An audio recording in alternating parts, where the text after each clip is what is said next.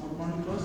Previous lecture में हमने discuss किया था वेल्डिंग, एडवांस वेल्डिंग के केस में क्लासिफिकेशन के ऊपर बात की थी। इसमें कहा गया था कि solid state welding, liquid state welding और solid object liquid state welding. Solid state welding के केस में बताया गया था कि किसी भी फिलर रॉड का इस्तेमाल नहीं करते थे। और क्या बताया गया था कि सॉलिड स्टेट वेल्डिंग में कोई भी लिक्विड वाला फेज नहीं आता था। और दूसरा लिक्विड स्टेट वेल्डिंग में दो मटेरियल को हम पहले पिघलाते थे, फिर उसको हम with help of filler rod और विदाउट फिलर रॉड उसको हम वेल्ड करते थे, ज्वाइन करते थे। तो डिफरेंस दोनों में इस तरीके से ऐसे कहा जा सकता है कि सॉलिड स्टेट वेल्डिंग में जो लिक्विड वाला फेज आ रहा है वो चीज़ आपको नहीं दिखेगा सॉलिड स्टेट वेल्डिंग में, जबकि लिक्विड स्टेट वेल्डिंग में वो चीज़ें आपको दिखेंगी। लिक्विड का फेज मतलब दो मटेरियल को आपको जोड़ना है, तो ये दोनों मटेरियल लिक्विड स्टेट में लाए जाएंगे, उसके बाद वो जुड़ेंगे। तीसरा था हेटेरोजेनियस वेल्डिंग या जिसको solid object liquid state welding के ऊपर बात किया गया था।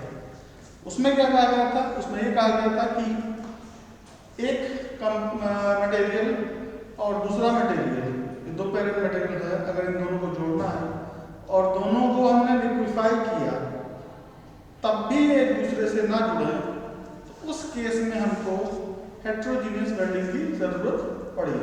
उसमें क्या हो रहा था? उसमें हो रहा था तीसरा एक कोई मटेरियल जो इन दोनों में सेपरेटली सॉल्युबल हो, उसकी मदद से हम लोग वेल्डिंग कर रहे थे कि वो तीसरा मटेरियल इसमें भी ज्वाइंट बना ले, तीसरा मटेरियल इससे भी ज्वाइंट बना ले, तो ये दोनों एक दूसरे से जुड़ जाएंगे।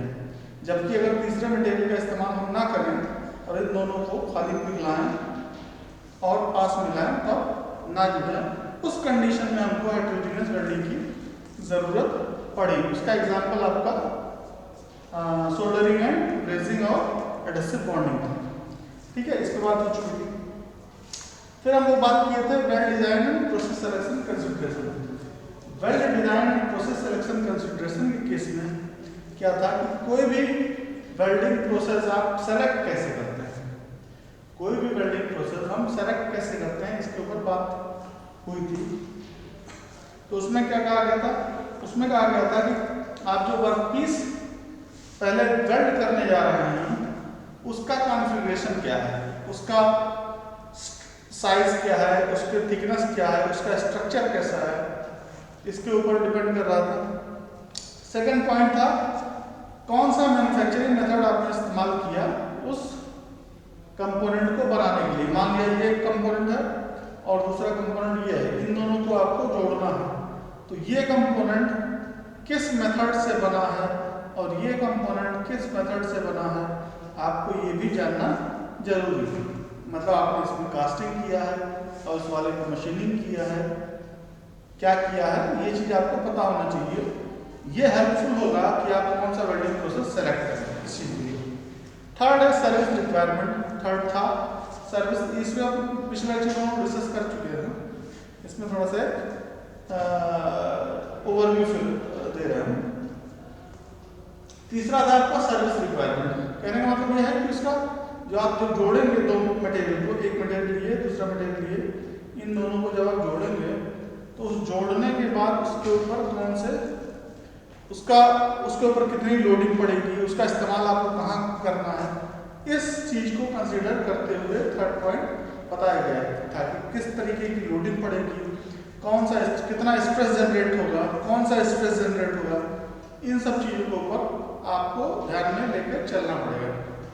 फोर्थ पॉइंट था कि जो आप वेल्डिंग करने जा रहे हैं वो कहाँ पे करने जा रहे हैं, तो यहाँ नीचे करने जा रहे हैं, यहाँ पे कोई कंपोनेंट जोड़ने जा रहे हैं, या उस टॉप स्लैब के पास में करने जा रहे हैं, या आप इस एनवायरनमेंट में करने जा रहे हैं कि पहाड़ पे जाके किसी पोजीशन पे वेल्डिंग करने जा रहे हैं, वहाँ पे इलेक्ट्रिसिटी पता है कि नहीं है, क्या कंडीशन है, ये भी एक फैक्टर होगा।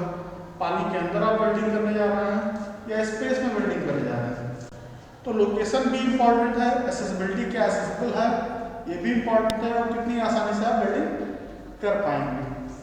ये चीज है। फिफ्थ पॉइंट था आपका effect of distortion and discolouration. मतलब मान लिया आप वेल्डिंग करने आएंगे तो हीट वहां जनरेट होगा, तो आप देखेंगे कि डिस्टॉर्ट हो जाएगा मटेरियल, कहीं कहीं डिस्टॉर्ट हो जाता है। तो उस डिस्टॉर्शन का क्या इफेक्ट पड़ेगा, इसको भी आपको ध्यान में लेके चलना है। साथ ही साथ होता क्या है कि मटेरियल की प्रॉपर्टी भी बदल जाती है। अगर हीट का इन्वॉल्वमेंट होता है तो मटेरियल की प्रॉपर्टी भी कहीं कहीं बदल जाती है। तो उस पर्टिकुलर टाइम पे क्या इफेक्ट होगा मटेरियल की प्रॉपर्टी बदलने के बाद, ये भी आपको कंसिडर करना होगा। जैसे फॉर एग्जांपल आप अगर ये चाह रहे हैं कि जो आप वेल्डिंग करने जा रहे हैं जिस मटेरियल की, उसकी डक्टिलिटी ना कम हो। आप अगर ये चाह रहे हैं कि एक मटेरियल जिसकी वेल्डिंग आप करने जा रहे हैं उसकी डक्टिलिटी कम ना हो, और आप ये देख रहे हैं कि वेल्डिंग करने के बाद उसकी डक्टिलिटी कम हो गई, तो ऑब्वियस सी बात है कि आप उस प्रोसेस को सेलेक्ट नहीं करेंगे। ठीक है, तो मटेरियल की प्रॉपर्टीज चेंज होती है with respect to heat. Heat के इन्वॉल्वमेंट से मटेरियल की प्रॉपर्टीज में चेंजिंग आती है, चेंजेस आते हैं। ठीक है, वो डिपेंड करता है अलग अलग मटेरियल के ऊपर कितना क्या क्या चेंज आ रहा है। अगर वो चेंजेस आपके लिए फिजिबल है तो आप उसको फॉलो करेंगे, फिजिबल नहीं है तो फॉलो नहीं करेंगे। नेक्स्ट पॉइंट है अपीयरेंस। वो वेल्डिंग करने के बाद दिखेगा कैसा, इसके ऊपर कंसिडर किया जा रहा है। लास्ट पॉइंट आपका कॉस्ट इन्वॉल्वमेंट, तो इसके ऊपर हम लोग बात किए थे। आज फिर बात करेंगे हम लोग importance of welding and its application. Welding का इंपॉर्टेंस क्या है, किस लिए इस्तेमाल करते हैं और कहां पे इस्तेमाल करते हैं, इसको बात करेंगे। तो क्या है वेल्डिंग का इंपॉर्टेंस, किसके लिए कहां पे इस्तेमाल कर रहे हैं।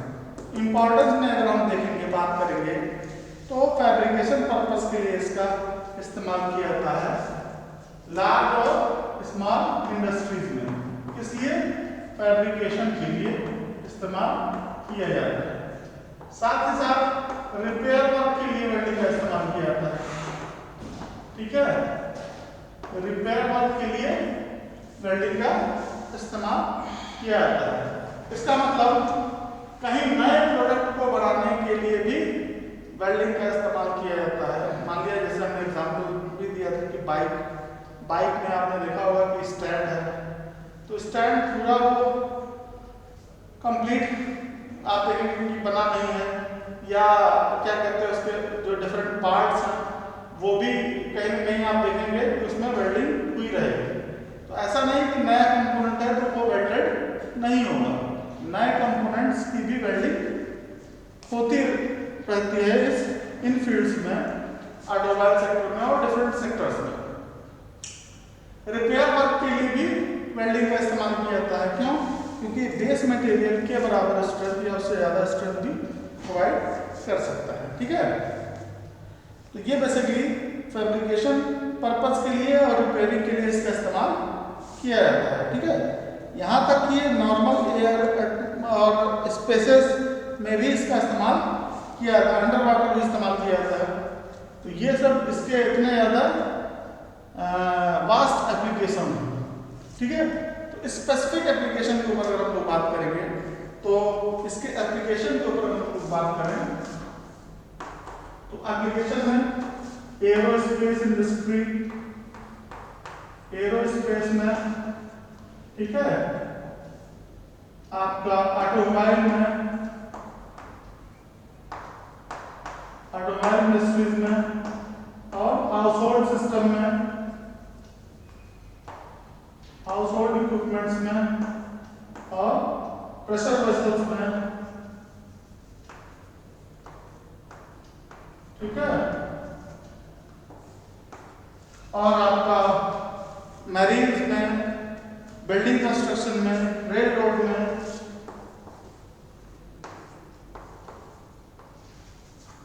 बिल्डिंग कंस्ट्रक्शन में,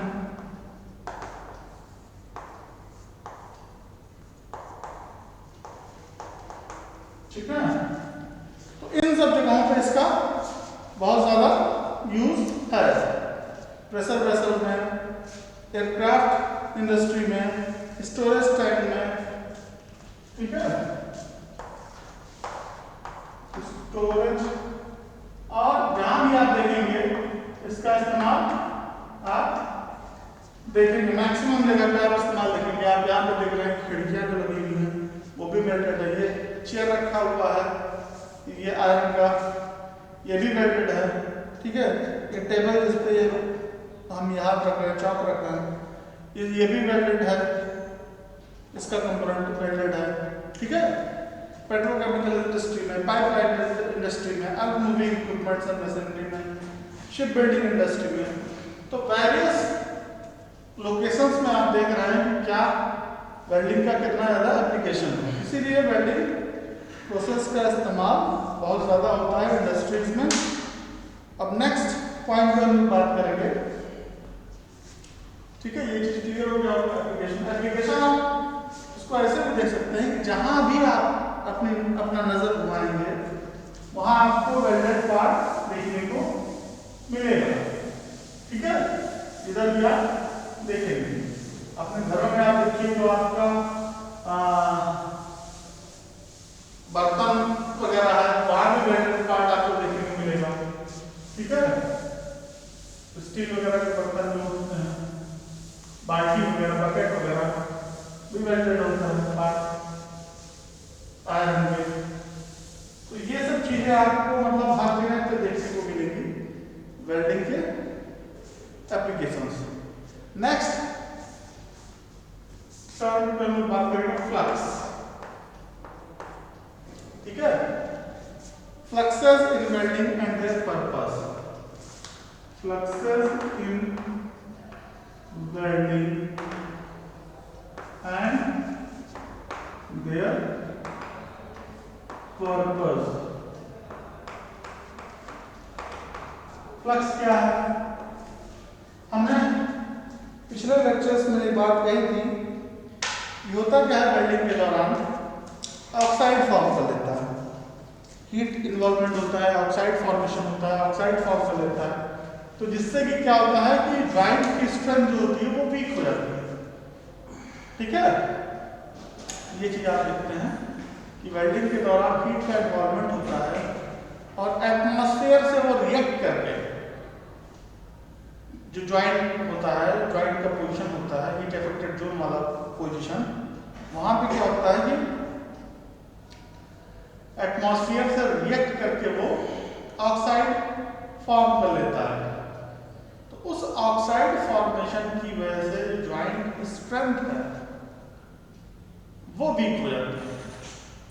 तो उस प्रॉब्लम से बचने के लिए हम लोग, एक मटेरियल होता है जिसको बोला जाता है फ्लक्स, एक मटेरियल होता है जिसको बोला जाता है फ्लक्स, इसका इस्तेमाल करते हैं। ये मटेरियल है, फ्लक्स एक मटेरियल है जिसका इस्तेमाल हम लोग करते हैं। तो इसको ऐसे कह सकते हैं कि flux is a chemical substance. Flux क्या है? केमिकल सब्सटेंस है, आइदर ऑर्गेनिक और inorganic, that is melted along with the weld metal।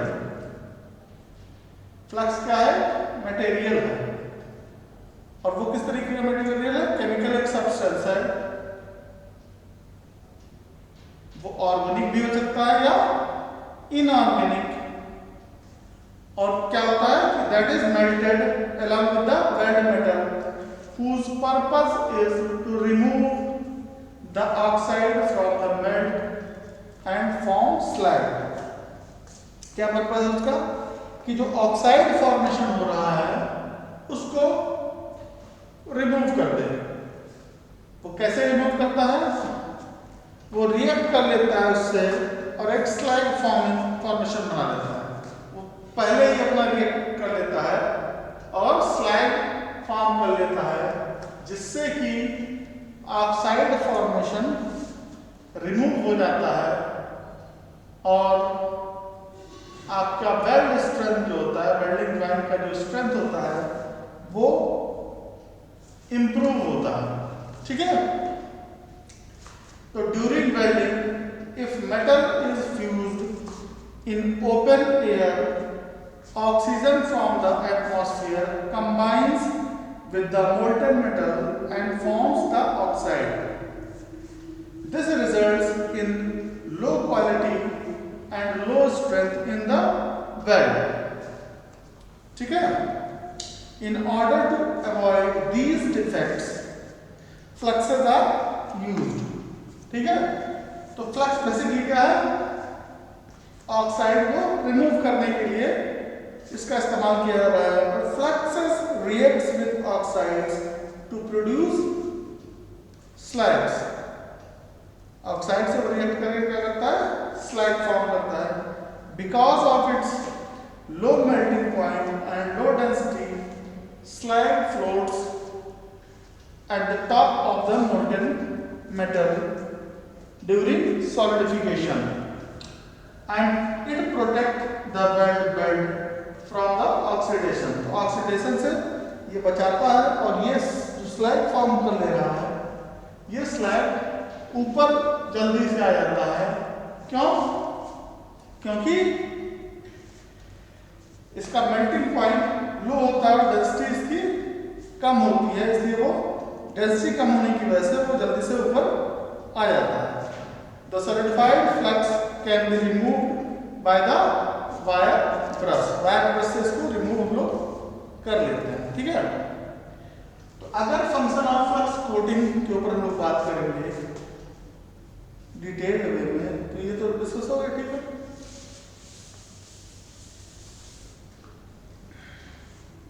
तो बात कर लेंगे हम लोग फंक्शन ऑफ फ्लक्स. अब fluxes depending on their property, इसकी बात करने के लिए पहले हम बात करेंगे, ये तो बात हो गई, इस पे हम लोग बात करेंगे कि function of flux coating. Function of flux coating क्या फंक्शन है इसका?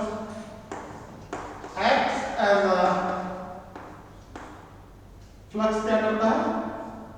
Acts as a डीऑक्सीडाइजर.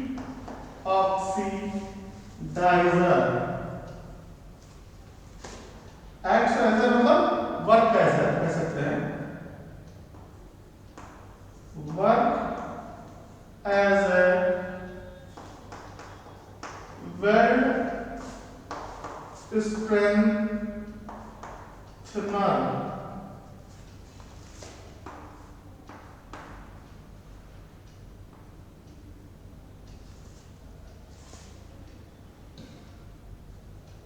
Slide forming compound बनाता है.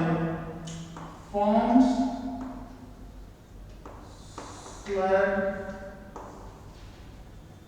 Forming compound.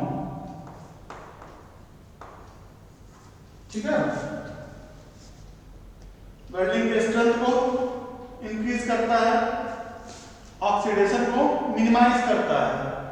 डीऑक्सीडाइजर इसका मतलब ऑक्सीडेशन को खत्म करता है, मिनिमाइज करता है. इसमें लिखा है डीऑक्सीडाइजर. ठीक है? Work as a deoxidiser, oxidation को मिनिमाइज करता है. फ्लक्स क्या था? फ्लक्स आपका एक केमिकल सब्सटेंस था जो कि ऑर्गेनिक या इनऑर्गेनिक मटेरियल से मिलके बना था. ऑर्गेनिक मटेरियल भी हो सकता था, इनऑर्गेनिक मटेरियल भी हो सकता था. ठीक है? उसका काम क्या था? उसका काम था एज अ डीऑक्सीडाइजर, ऑक्सीडेशन को मिनिमाइज करने का काम था. As a weld strengthener, welding के स्ट्रेंथ को इंक्रीज करता था. Acts as a slag forming compound, slag forming compound की तरीके से वर्क करता था. ठीक है? आर्क स्टेबलाइजर, आर्क की स्टेबिलिटी को मेंटेन करता था. स्टेबलाइजर, आर्क स्टेबलाइजर आर्क की स्टेबिलिटी को मेंटेन करता था. Controlling the viscosity of the molten metal in the weld fluid. Controlling the viscosity of the molten metal in the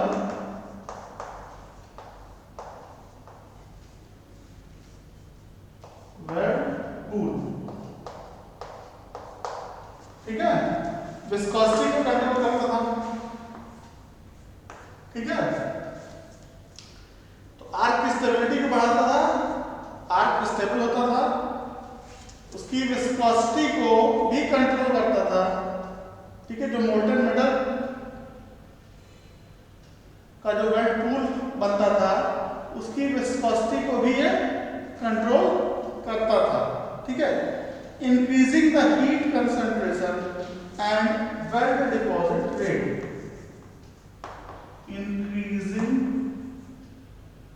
increasing the heat concentration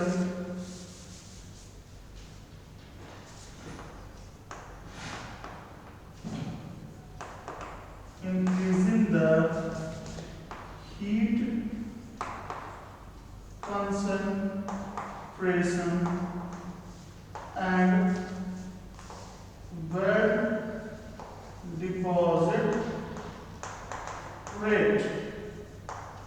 ठीक है, weld deposition rate को भी increase करता है, हीट कंसंट्रेशन को भी इंक्रीज करता है। तो आपको क्या लगता है कि ये क्या एक ही एलिमेंट होगा इसके अंदर?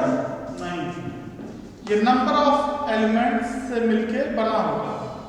फ्लक्स के अंदर नंबर ऑफ एलिमेंट्स अवेलेबल होते हैं, उन एलिमेंट्स के हिसाब से इसके अंदर अलग अलग क्वालिटी आपको देखने को मिलती है। जैसे डीऑक्सीडाइजिंग एलिमेंट के लिए अगर आपको चाहिए कि फ्लक्स के अंदर एक क्वालिटी डीऑक्सीडाइजर वाली, तब उसके अंदर सिलिका या तो होना चाहिए, या ग्रेफाइट होना चाहिए, या एल्यूमिना होना चाहिए, या फेरोसिलिका होना चाहिए, या फेरोमैग्नीज होना चाहिए।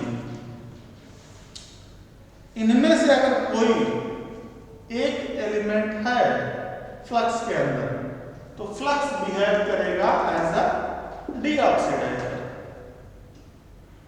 तो इसका मतलब अगर आपको स्लैग फॉर्मिंग कंपाउंड बनाना है, मतलब बनाना है, मतलब कहने का मतलब यह है कि अगर आप ये चाह रहे हैं कि आपके जो फ्लक्स ले रहे हैं या जो बना रहे हैं आप फ्लक्स, उसके अंदर स्लैग फॉर्मिंग कंपाउंड हो, आपको उस फ्लक्स के अंदर आयरन ऑक्साइड या सिलिकॉन डाइऑक्साइड या टाइटेनियम ऑक्साइड या MnO2 मिलाना पड़ेगा। अगर इन कंपाउंड में से कोई एक कंपाउंड आपको उस फ्लक्स के अंदर पाया जाएगा तो स्लैग फॉर्मिंग कंपाउंड का इफेक्ट आपको उसमें देखने को मिलेगा। इसी तरीके से आर्क स्टेबलाइजर अगर आप चाह रहे हैं तो या तो फ्लक्स के अंदर सोडियम ऑक्साइड हो, या कैल्शियम ऑक्साइड हो, या MgO2 हो, या टाइटेनियम ऑक्साइड हो, इन चीजों का होना जरूरी है। तो अगर आप ये चाहेंगे ये सभी प्रॉपर्टीज फ्लक्स के अंदर हो, तो आपको उस फ्लक्स के अंदर डिफरेंट एलिमेंट्स और सर्टेन कंपाउंड्स का होना जरूरी है। अगर वो एलिमेंट और वो कंपाउंड उस फ्लक्स के अंदर मौजूद रहेंगे तो फ्लक्स उसी तरीके का बिहेव करेगा जिस तरीके का वो एलिमेंट बिहेव करना चाहिए।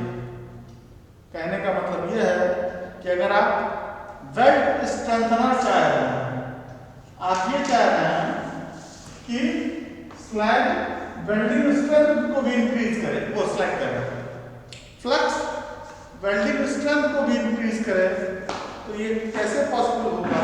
ये तब पॉसिबल होगा जब फ्लक्स के अंदर या तो क्रोमियम हो, या निकेल हो, या कोबाल्ट हो, या वैनेडियम हो, या Mn हो। ठीक है, तो ये चीजें हैं जिसके हिसाब से आप उसको बाइफरकेट कर सकते हैं कौन कौन से मटेरियल्स, या मटेरियल ना कहकर हमको एलिमेंट बोलना ज़्यादा ठीक रहेगा, कौन कौन से एलिमेंट्स या सर्टेन कंपाउंड्स उस फ्लक्स के अंदर होने चाहिए। तो पहले तो ये फंक्शन ऑफ फ्लक्स कोडिंग को आपने देखा कि फ्लक्स का काम क्या है, क्या फंक्शन क्या काम करता है, डीऑक्सीडाइजर की तरीके से करता है।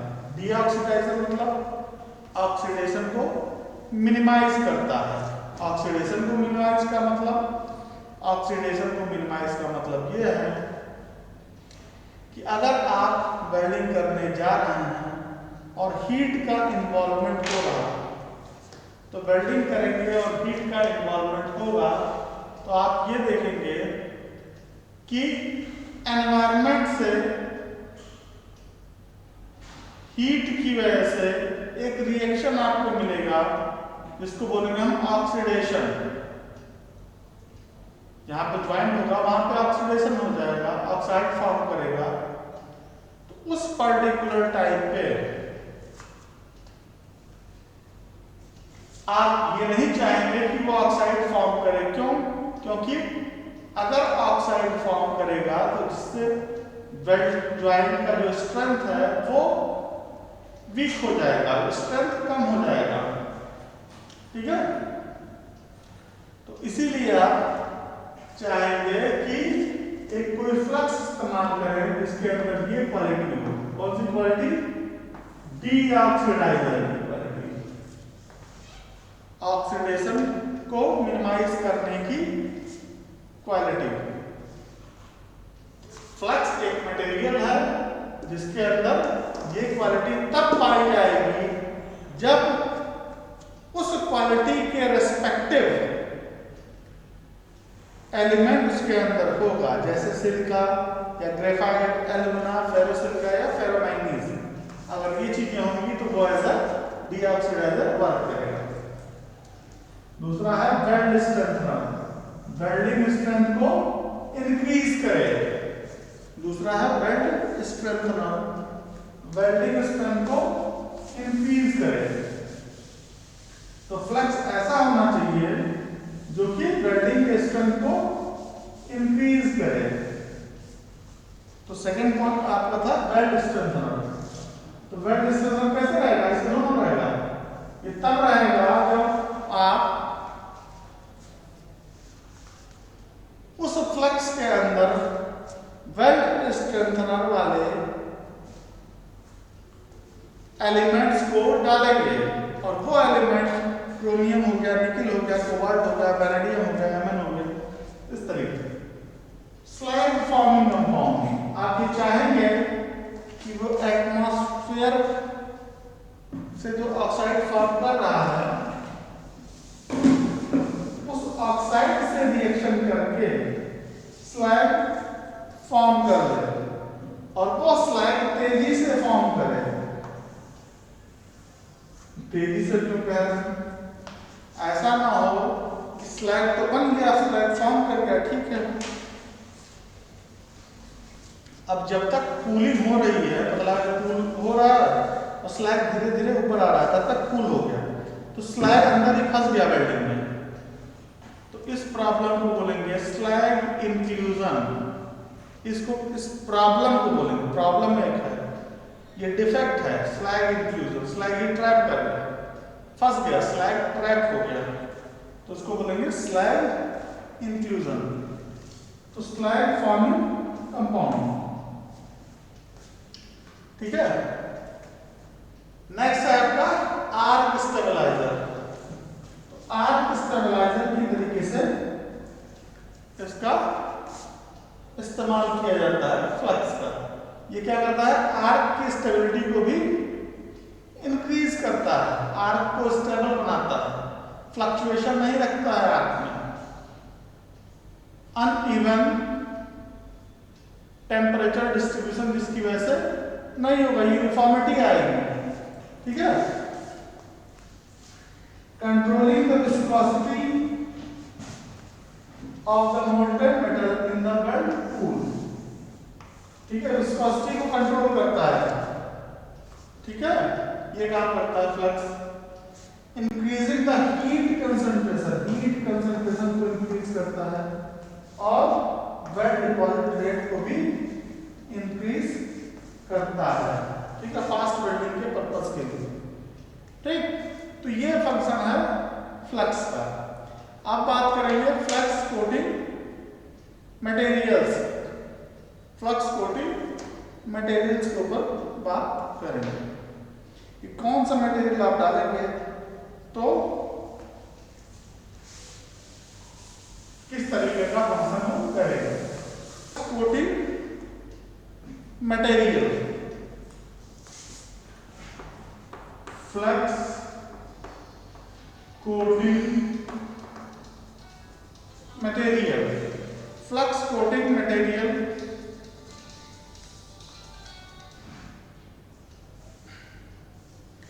Flux coating material, flux coating material के ऊपर जब हम बात करेंगे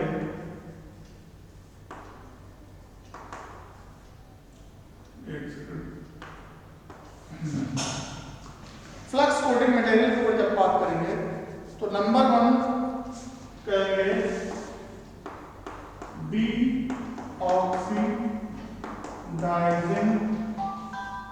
डीऑक्सीडाइजिंग elements, deoxidising elements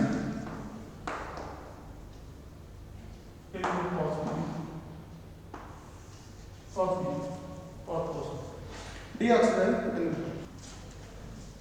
flux coating material. तो फ्लक्स कोटिंग मटेरियल में ये डीऑक्सीडाइजिंग एलिमेंट्स के ऊपर हम लोग बात कर रहे थे। तो डीऑक्सीडाइजिंग एलिमेंट्स में कौन कौन से आता है? सिलिका हो गया, सिलिका डीऑक्सीडाइजिंग एलिमेंट मतलब वो ऑक्सीडेशन से बचाएगा। सिलिका, ग्रेफाइट, एल्यूमिना,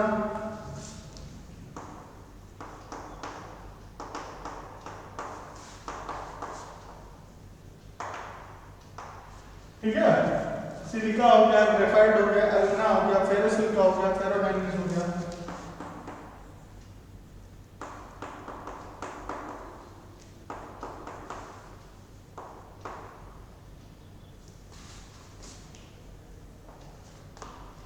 ठीक है, ये चीजें हैं।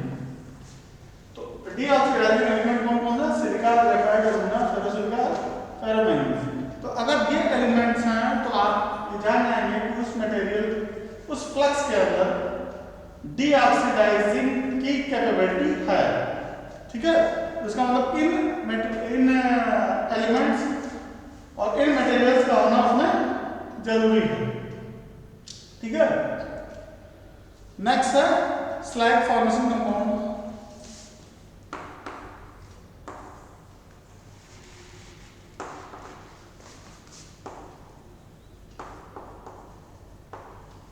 अब स्लैग फॉर्मेशन कंपाउंड में कौन कौन सा मटेरियल होना चाहिए?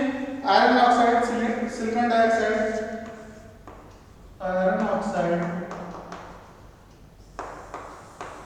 Silicon dioxide, iron oxide, silicon dioxide, titanium oxide, MnO2।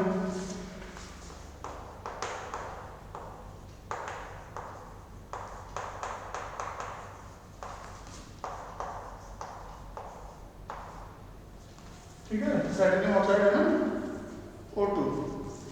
Next है नेक्स्ट है, ठीक है, नेक्स्ट है आपका स्लैग फॉर्मेशन कंपाउंड कौन कौन सा है? Iron oxide, silicon dioxide, titanium oxide और MnO2।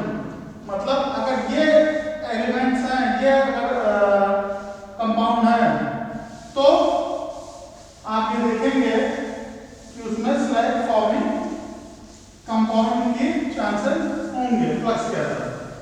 ठीक है, नेक्स्ट है आपका आर्क स्टेबलाइजर।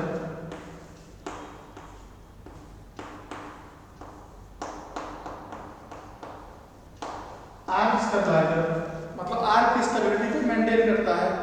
तो sodium oxide, calcium oxide,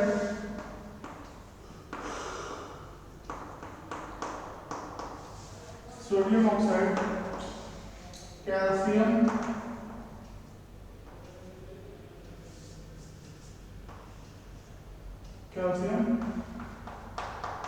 oxide, sodium oxide, calcium oxide, MgO2 titanium oxide,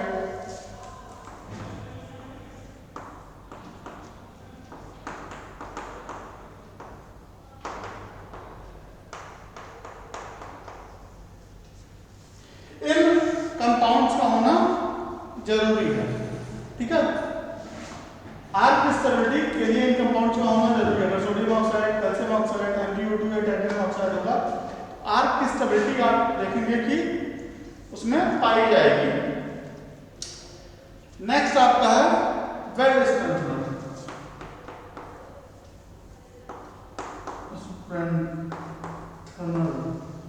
welding strength को इंक्रीज करेगा।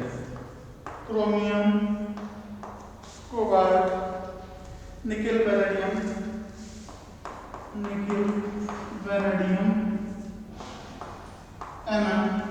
ये सब एलिमेंट्स होंगे तो वेल्ड स्ट्रेंथनिंग कैपेबिलिटी बढ़ेगी फ्लक्स की। ठीक है, तो फ्लक्स बेसिकली एक मटेरियल है जो कि ऑर्गेनिक या इनऑर्गेनिक हो सकता है, एक केमिकल सब्सटेंस है जिसका इस्तेमाल हम लोग इन सर्टेन फंक्शंस के लिए करते हैं, और वो functions work as a deoxidiser, work as a arc stabiliser, work as a weld strengthener, work as a slab forming compound. इस तरीके से उसके फंक्शंस हैं। उन फंक्शंस को पाने के लिए हम फ्लक्स का इस्तेमाल करते हैं ताकि वेल्डिंग का जो ज्वाइंट है, जो स्ट्रेंथ है ज्वाइंट का, वो हमको प्रॉपर मिल सके। तो आज के लिए इतना ही। नेक्स्ट टर्म कर लो, बाकी बात किया जाएगा अगले टॉपिक के ऊपर। ठीक है, ओके, थैंक यू।